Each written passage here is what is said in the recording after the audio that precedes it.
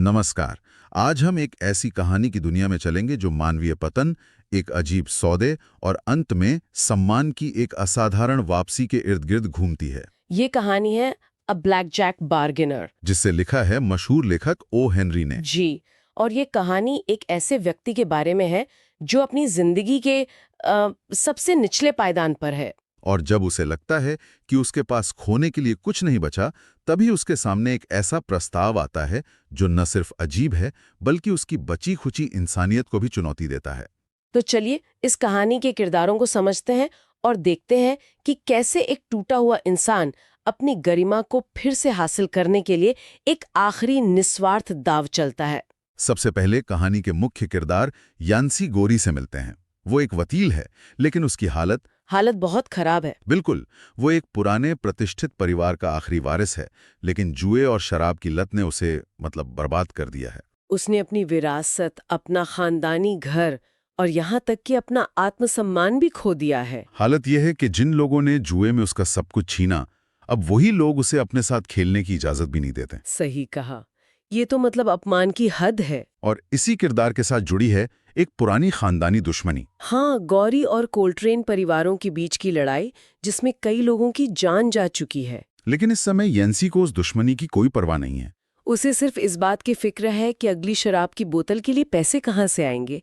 वो पूरी तरह से निराश और टूटा हुआ है। और यही कहानी में एक बहुत ही दिलचस्प मोड़ तब आता है जब पाइक गार्वी नाम का एक अजीब आदमी उससे मिलने आता है। गार्वी एक सीधा साधा पहाड़ी आदमी है जिसे हाल ही में अपनी जमीन के नीचे कीमती खनिज मिलने से बहुत सारा पैसा मिला है। अच्छा। तो गार्वी और उसकी पत्नी मार्लेला ने और अब जाहिर है पैसा आने के बाद मरेला को समाज में ऊंचे खानदान वाली औरतों की तरह सम्मान चाहिए। बिल्कुल। और यहीं से कहानी का सबसे अनोखा हिस्सा शुरू होता है। पाइक गार्वी यान्सी गोरी के पास एक सौदा लेकर आता है। क्या सौदा? वो कहता है कि उसकी पत्नी का मानना है कि सभी सम्मानित और ऊंचे परिवारों की कोई न कोई खानदानी दुश्मनी होती है। क्या दुश्मनी? जी।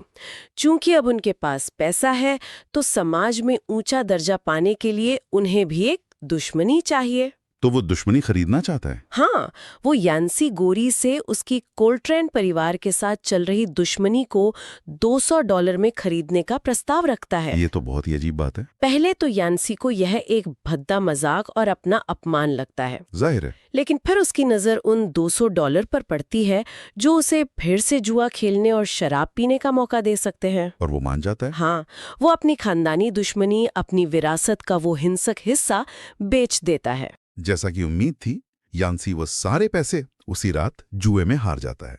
बिल्कुल। अगली सुबह जब उसकी आंख खुलती है तो वो अपने ऑफिस की मेज पर बेहोश पड़ा होता है। और उसके सामने वो व्यक्ति खड़ा होता है जिससे उसकी खानदानी दुश्मनी थी। Colonel Abner Coltrane. लेकिन कर्नल कोल्ट्रेन वहां दुश्मनी निभाने नहीं, बल्कि दोस्ती का हाथ बढ़ाने आए थे। जी, वो यान्सी के पिता के पुराने दोस्त थे और यान्सी को इस हालत में देखकर उसे अपने साथ अपने घर ले जाने आए थे ताकि वो एक नई जिंदगी शुरू कर सके। ये तो एक बहुत बड़ा कदम था उनकी तरफ से। हाँ, यान्सी जो शर्म और पछतावे से भरा हुआ था, इस प्रस्ताव को स्वीकार कर लेता है। वो कर्नल के साथ उनके घर की ओर चल पड़ता है, एक बेहतर भविष्य की उम्मीद में। रास्ते में जब वो यान्सी के पुराने खानदानी घर के पास से गुजरते हैं, तो यान्सी को धीरे धीरे पिछली रात की घटनाएं याद आने लगती हैं। उसे याद आता है कि उसने अपनी दुश्मनी पाइक गार्वी को बेच दी है। हाँ, और उसे ये भी एहसास होता है कि पाइक गार्वे के कर्नल कोल्ट्रेन से भी निजी दुश्मनी है, क्योंकि कर्नल ने ही उसे एक बार जेल भिजवाया था। ओहो, तो अब यान्सी समझ जाता है कि कर्नल की जान को खतरा है। बिल्कुल। यहीं यान्सी एक फैसला लेता है। वो कर्नल से एक अजीब सी विनती करता है। वो कहता है कि वो अपने पुराने घर के सामने से इन फटे-हाल कपड़ों में नहीं गुजरना चाहता। वो गर्व के साथ वहां से निकलना चाहता है। मतलब अपनी इज्जत की परवाह कर रहा है, इस हाल में भी। हाँ, वो ऐसा ही दिखाता है। इसलिए वो कुछ देर के लिए कर्नल का लंबा काला कोट और उनकी हैट पहनने की इजाजत मांगता है। और कर्नल उसकी इस अजीब इच्छा को मान लेते हैं और अपने कपड़े उसे दे देते हैं। तो यान्सी कर्नल का कोट और हैट पहनकर घोड़े पर सीधा तनकर बैठ जाता है और कर्नल को अपने से थोड़ा पीछे चलने के लिए कहता है। जी, और जैसे ही वो घर के पास बने कब्रिस्तान के पास पहुंचते हैं, झाड़ियों के पीछे से एक गोली चलती है। ये गोली पाइक गार्वी ने चलाई थी। हाँ, उसका निशाना कर्नल कोल्ट्रेन थे, लेकिन क्योंकि यान्सी ने कर्नल के कपड़े पहने हुए थे। वो गोली सीधे यान्सी के सीने में लगती है। जी। यान्सी बुरी तरह घायल हो जाता है, लेकिन गिरता नहीं। कर्नल उसे संभाल लेते हैं। और अपने आखिरी पलों में वो कर्नल का हाथ पकड़कर सिर्फ इतना कहता है, अच्छे दोस्त। वाह। इस तरह यान्सी गोरी ने अपनी जिंदगी के सबसे बुरे दौर में अपनी जान देकर न केवल एक दोस्त को बचाया, बल्कि उस सम्मान और गरिमा को भी वापस पा लिया जिसे वो बहुत पहले खो चुका था। बिल्कुल। वो हेनरी की ये कहानी दिखाती है कि एक इंसान कितना भी गिर क्यों न जाए, उसके अंदर गरिमा और अच्छाई की संभावना हमेशा जीवित रहती है। ये हमें ये भी सोचने पर मजबूर करती है कि असली सम्मान बाहरी दिखावे, धन दौलत या खानदानी नाम से नहीं, बल्कि सही समय पर सही चुनाव करने से मिलता है, भले ही उसकी कीमत कुछ भी हो। और यहाँ एक विचार छोड़ जाते हैं, क्या सम्मान और गरिमा जैसी अमूर्त चीजों को कभी खरीदा या बेचा जा सकता है? या वे केवल हमारे कर्मों और बलिदानों से ही अर्जित की जा सकती हैं? इस मार्मिक कहानी पर हमारे साथ गहराई से विचार करने के लिए वीडियो देखने के लिए आपका धन्यवाद।